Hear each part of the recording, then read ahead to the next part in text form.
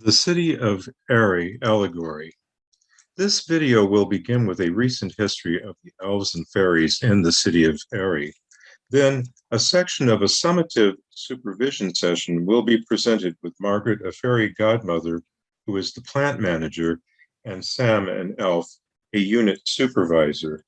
Finally, you will be able to share your insights about the contextual variables in small groups.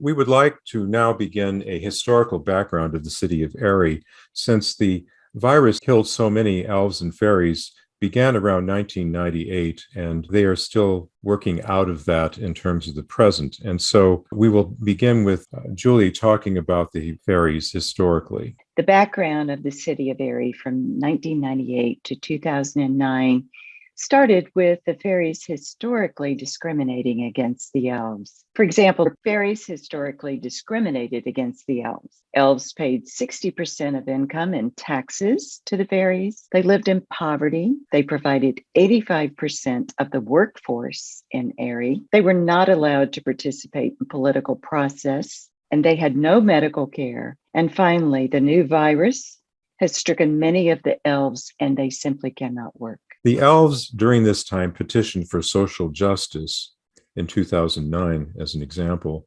The elves requested medical clinics that would include wizards who would have experience in elf healthcare, reduction in taxes to 20% of income. And the government of Airy is ruled by a unicameral legislature. No elves hold positions in the legislature, and fairy godmothers and godfathers are elected from geographical sectors of the city they call pads. There are about 200 members of the legislature. 60% majority vote is required for legislation. There are 10 fairy godmothers who are sensitive to the plight of the elves. The newspaper Under the Pillow Gazette reported the death of 20 elves in 2008-2009 year. It chronicled a painful illness and death. Other elves talked about the inability to buy food, seek medical care, and other basic provisions. The elves point to the elf flow hierarchy of needs that demonstrate that their most important survival needs are not being met. The fairies have not yet been affected by the virus, and no action was taken to address the elves' problems in 2009. Now moving to 2022, much has changed. Elves have taken over the management of the enamel processing plants. Forest virus had spread from the elves to the fairies, and a pandemic emerged, causing a change in thinking and treatment of the elves by the fairies. Region-wide trauma took the lives of 20,000 elves and 24,000 fairies. Surviving populations include 30,000 elves and 56,000 fairies. The fairies have added 10 seats for elves to represent their interest in the legislature. Cultural sensitivity training for elves and fairies has been added. Trauma-informed care is integrated into the enamel processing plants. Gender perspectives of the fairies and the elves were discussed. Health care and economic awareness issues have been transformed as well. Healthcare and disability issues in workplace are aspects of training for the new elf managers. Community development include police, fire, and EMS personnel that have been added to the forest. Hospitals, food, markets, banking, and other services are also being added at this time. That's the current situation with the elves and fairies. Sam, this is your first summative evaluation. Congratulations. Thank you. It's been a good year in a lot of ways with all the pain. You've worked really hard. And in looking at your 3 goals for the year, you completed the training recommended, and you engaged in deliberate practice every time we met, and you moved toward mastery of a range of supervisory activities. Can you talk about the year and how that went from your point of view? Well, it's been a year with many mixed feelings, quite honestly. You know, my wife died of the virus in June, and it was like walking in slow motion for weeks. It's still now I'm having my little flashbacks of emotional stress. But my work responsibilities here help me stay focused with my daily routines that structured my time as I grieve the loss of my wife and others who I've known that were close friends. The trauma-informed training I completed helped others and myself a great deal over the course of the year, both in the workplace and, of course, when we're in our environment in the forest. I realized how trauma and burnout can be linked and sought the Employee Assistance Office to assist me in my grief work, which was really helpful.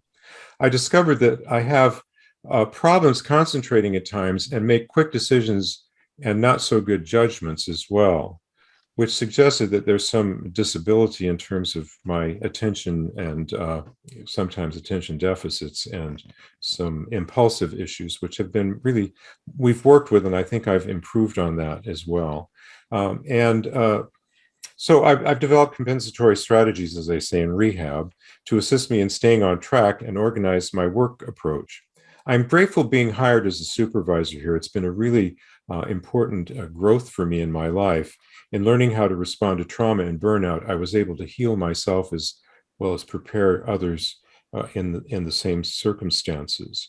And healing is an ongoing thing. This has been a challenging year for you, and you've used it to seek opportunities to cope, heal, and refocus.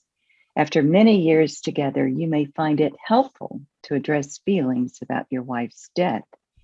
Males in both our cultures do not dwell much on self-healing, emotionally self-healing.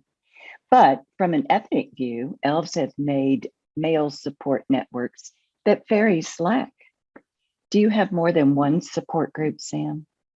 Yes, I've joined two groups that have been most helpful. This might be something that could be offered on site here as it's directly relevant to trauma and healing and the kind of stresses we see that sometimes take place in the workplace. But a lot of times we bring our home to the workplace, so it's kind of a back and forth kind of thing. It may be helpful to keep in mind when providing support in our EAP program. Another powerful experience this year was to be able to recognize yours and others' abilities and disabilities that led you to embrace compensatory strategies that really work with your way of being in the world. If you'd like to include a goal of mastery with the use of compensatory strategies for next year, we could do so. And perhaps your CEU plan might also include some further work, expanding your compensatory repertoire of resources and responses to lower your stress. It's really clear that your spiritual and religious beliefs have been an anchor for you, as you've mentioned this year. And in fact, our discussion last year led to the development of the meditation room that was currently available and has been built. So you made a strong impression about how you were able to reduce stress by recognizing it and then focus on your breathing. This was a compensatory strategy you had used before you knew about it and knew about any compensatory strategies. And I know that this is why, or this is something I understand that you taught me. I feel more confident that I can be successful in my new position here and appreciate the time we have spent understanding our differences and how we look at things and how things and how we share things in common as well. I think both are important and build both good working relationships and in the long-term success in the work that we do and for the enamel factories. This virus really got our attention. Yes, when we started developing your goals, I asked about the culture of the elves. What were your key concerns about what was not being included in the factories? Well, as a culture, the elves are not focused on issues like gender. There's no word like gender in the elf language. We treat each person with respect, regardless of gender, culture, or ethnic background. And our focus is on the ebb and flow of nature and our concern about caring for others and kindness. Out of respect, we cast our eyes down when meeting others we do not know until we have a chance to become more comfortable with them.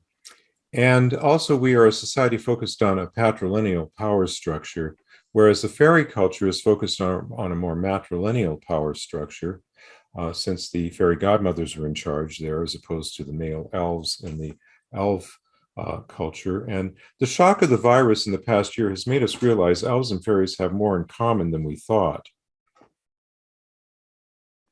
Yes, we do.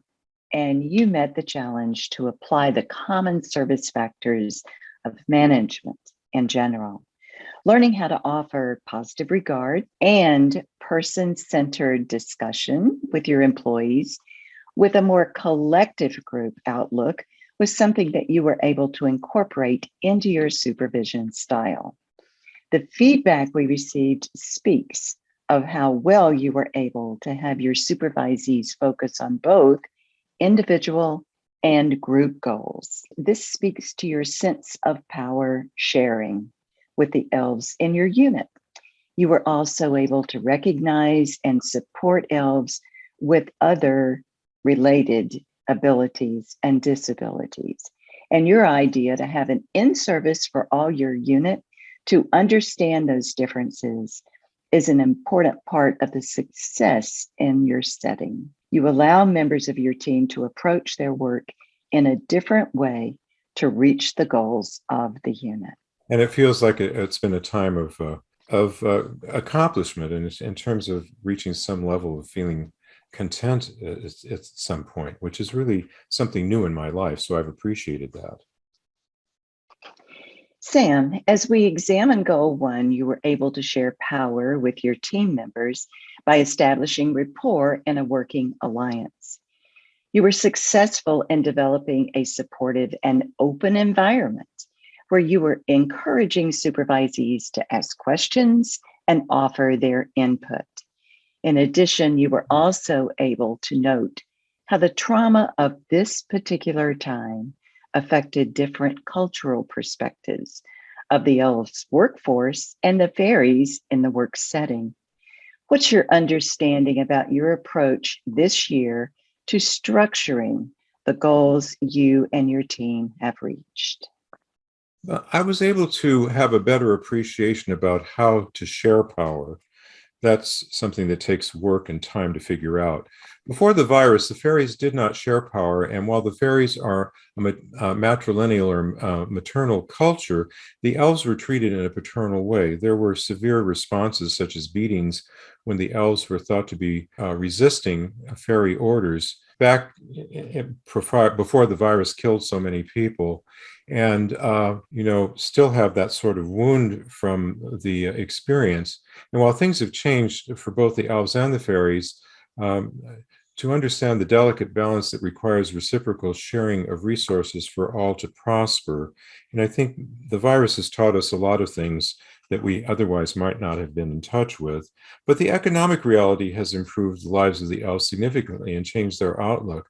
I mean, reducing the 60% taxes to where it's at now is very livable for people. And now people are able to meet what their needs are. And the attempt to share power, financial resources, and reduce trauma, and then focus on healing, has been an important change for all. And so the elf flow, which is really patterned after the Maslow's hierarchy, it's the elf's hierarchy of needs, is very much an important thing that we have worked with. And it also is applied to both elves and fairy cultures from our discussions. In the current situation, everybody's invested in success of the factories and healing of the trauma and loss during and before the pandemic. One key piece of the transformation has been the need on self-care for both elves and fairies. And I don't think self-care was really focused on much in either culture before this crisis. And the Tooth Fairy Meditation Center, where we are meeting, has been a clear effort to focus on healing of all who work here. It's part of the self-care efforts here that benefit all of us. And I believe it's deeply appreciated by both sides, but certainly the elves note that when I'm back home talking to neighbors, and I think that's a really positive thing. Yes, your observations have been helpful this year because we've had many changes and you've mastered several important areas of your management style in those applications. Now let's review the third goal. While we talked about trauma and the importance of self-care to avoid burnout, let's look now at things that have improved on many levels, and it includes our ability to experience tension and stress and deal with that. Can you talk about how you were able to progress through this goal? Well, it seems like those who have been target of severe treatment and whose family members have, before the virus struck, still have wounds that are healing that we just kind of talked about in the previous goal. This transition and inclusion of the elves in their environment has a new and hopeful direction. And I think the self-care effort is really important because we all recognize that we need that sort of time and focus. It's healthy, this mindfulness stuff we talk about, and those kinds of things I think have been good. I've also used nonviolent communication skills based on the material that I gained from the workshop I took to work with anger and stress, because we do have anger and stress that, we're all human, or elves, and you're all fairies like the humans. Mhm. Similar kinds of things. And having others talk about their needs and feelings is also something new. Culturally, the elves have not focused on feelings, but the self-care focus has helped us discover that's an important concern when needs are not being met, because it's about needs and feelings in terms of the response to that sort of thing, as you and I have talked about. Most are adjusting to being treated like subjects rather than the old approach when we were treated like being objects of the fairies to get the work done so that the products can go to market. And so it's kind of refreshing not being treated as part of a machine. I think, and a lot of people have said that over the past year and really are into a much more comfortable direction, and that's really appreciated. These are really important points that you're making now and insights that you've gained that support our ongoing efforts. With that in mind, you have actually sought training in assessing burnout and where to refer those needing further assistance. Talk about your experiences in this area during the year. Well, I've really enjoyed the opportunity for continuing education in the past year and beginning to put things together from my previous life and my observations and currently. So as I was doing some of the research, I found a brief burnout scale in one of my continuing education workshops. I think a Bucky and Jacinto did that workshop on self-care, which those of us that attended gained much from it. It's a simple tool to determine the level of burnout elves experience. More importantly, it allows for referral to resources that can provide needed support. I've referred 10 elves based on the scores from the scale in the past 9 months, and they took advantage of the referral resources and have been able to recognize signs of burnout and have a self-care plan, which they'd never had before. And they find this quite beneficial because they hadn't thought in terms of taking care of oneself since we're so focused on doing and interacting with others. This has been a really good shift, I think, for most of us. You've mastered a number of foundational supervision skills this year, Sam, and I'm really proud of your achievements and your accomplishments. Do you have any recommendations about additional things that we might consider adding in the coming year? Well, I like the idea of a suggestion box where elves can offer suggestions, maybe to help with the evolution of developing the supervision rating scale that I'm suggesting, that we may do a 4-item scale that helps give feedback to the supervisors like myself from the elves, perhaps at the end of our supervision sessions. Another idea would be to have a system to recognize good work, such as an employee of the month kind of recognition. And another would be to consider an ELF advisory committee with one rep from each of the factory divisions to offer input on various kinds of things associated with the factory and elves working here. Let's include those ideas in our meeting next week, where we're going to be outlining 3 more goals for this coming year. Thank you so much, Sam, for your time today. I know it's taken you away from your work setting, but your development just blossomed this year. Congratulations. And I really appreciate your support and being patient when we were doing the deliberate practice, because I think making mistakes in deliberate practice helps helps us develop the skill that we would produce when we're doing the work. And I think a couple things that you've helped me with this year have been really appreciated. And I thank you as well. I'm looking forward to new things in the next year that I can accomplish as well. You're quite welcome. It was a joy. This now concludes our demonstration of the City of Airy and the relationship between supervisor and supervisee. Now we're going to move into our group discussions.